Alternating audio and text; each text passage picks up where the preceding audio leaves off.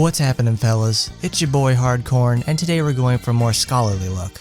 We're going to learn the basics of making builds in Action Taimanin. I see questions regarding this, and I'd like to teach a man to fish rather than give him one. We'll be using Asagi today in all examples, since she's a character everybody can get. There's 6 aspects I've come up with to make a build and then try it out. It's to make a feasible goal, understand your character, take inventory of what you have, size up the threat, set up the supporters, and then choose a complement weapon and Magatama. As time goes on, you'll get better at some steps, and they can be mitigated, but never truly removed. Making a goal and sticking to it is very important. Alongside that, a realistic goal within your means is also important. Why? Because it drives the build, and you'll get in the habit of thinking about the effects things could have on accomplishing this. Being realistic means not setting something impossible, or just not going to work without astronomical investment that is far outside your means. So let's make a goal. We're going to clear the 5th mission on hard during a Halloween event using Asagi Red. That's feasible, and I have the means to accomplish this. To understand a character really means you play them a lot and can figure out where their shortcomings lie. So let's consider Asagi. She's melee, has options to get her in close, can slow time, quick wide hits, poor to mediocre ranged options. Her red sets consist of all-rounders, can inflict bleed, self-movement speed up, slow time duration extend, and more. So I want to go for getting in close with slow time and unleashing my bursting techniques. If I can't get it off, I can poke from a distance, and she's got a lot of gap closers alongside a few medium ranged options. I've taken the time and analyzed what needs to be covered. Now I'll look at how I'll make this work. I don't have everything. However, I have enough to accomplish most tasks. This comes with time playing the game. Taking inventory means to get a good look at your supporters in a color you want to try and seeing what you're missing and what you have. This way you can see if any adjustments need to be made, or if you can even accomplish the goal at all. Do not be discouraged by the lack of supporters or weapons. You can accomplish things with SR or Rs if need be. This step involves either doing some homework and looking up to enemies you'll face, or attempting the mission itself and possibly failing. Either way, finding out what you're going to be up against will allow you to tailor the build to the situation. Hard 5 on the Halloween event has a combination of strong ranged and melee enemies, alongside Sakura, who can deal debuffs along with being extremely fast. So Asagi will need to find some way to deal more damage to demons, possibly take less damage from ranged or melee, bolster her damage to get them into groggy often, possibly bait out melee attacks to stop gunfire too. With that threat sized up, let's pick out our supporters to take it on. It doesn't go without saying that supporters usually make or break runs. However, you don't need to run 3 straight UR supporters to accomplish something. However, it does help.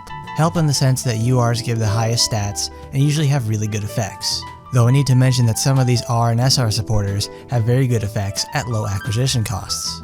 Don't overlook them due to a lesser rarity, because their effects can get you out of a pinch. Main supporter call is important to consider too, since it allows for possibly an on-demand nuke or real tide turner. So since our mission has many demons and a human, we can build against that. Alongside that, the mission does have a lot of damage, so it could be beneficial to get a mitigation supporter if your color has it. We'll be using some reds that have damage mitigation alongside critical damage boost ones. These aren't any big buster ones either, it's one of every rarity. We build for the situation at hand with this. Sharia has human damage resistance, so it will help against Sakura.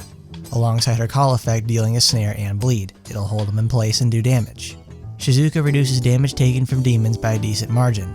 Very helpful for taking on the brunt of the enemies. Ibuki's just a range-specific SR Kaoru, and Asagi has a ranged attack with a high crit chance. So we'll build to make it do as much damage as possible. Now we built our supporters to take on such threats from all angles, alongside with working some of our skills. Also, even though I'm using 3 reds, it doesn't mean you have to. You can pick like 2 of a color or 1 of another to make what you need work. Weapons are extremely elusive, and depending on how your luck is, you may not see many weapons for your characters at all. Though if you have a few, you can do just about everything. Though it helps to have at least 1 UR for a main weapon, just for stats. Complement weapons can be a UR that works everywhere, or an SR that is great in a niche scenario. It complements the build in the most literal sense. If your arsenal is limited, then you may have to just use what you have. Their effects are usually what you're after alongside the stats, so even a middling one can be okay. For example, Naraku on Asagi benefits from her getting many consecutive hits without taking any damage. It's not a weapon you take on a mission where you know you'll get torn to shreds since she can't make stacks. So in this case, we'll go for survivability. Asagi has an SR weapon that has % lifesteal from skill damage, so she can keep herself topped up in between skills. we'll be using this today. Magatamas are cheap to set up, but expensive to get really specific setups going. The thing about them is that they can give passive effects that can boost your damage immensely against specific types, or all types, or even boost critting ability and power. The aspect of specific types means you can create Magatamas to fight against specific enemies. Each Magatama has 5 slots at max awakening, so you can really get strong bonuses going. So since we're facing demons and humans, it's a good idea to make one that rolls for either of those enemy types. To note though, the Magatama passive effects only apply to the main weapon, so passive effects on the sub-weapon won't work. Asaki has her Magatama set up, so now we can go on the offensive. Now it all comes together. We've sized up our enemies, planned accordingly for them with our supporters and weapons, and now it's time to go to work and actually turn theory into practice.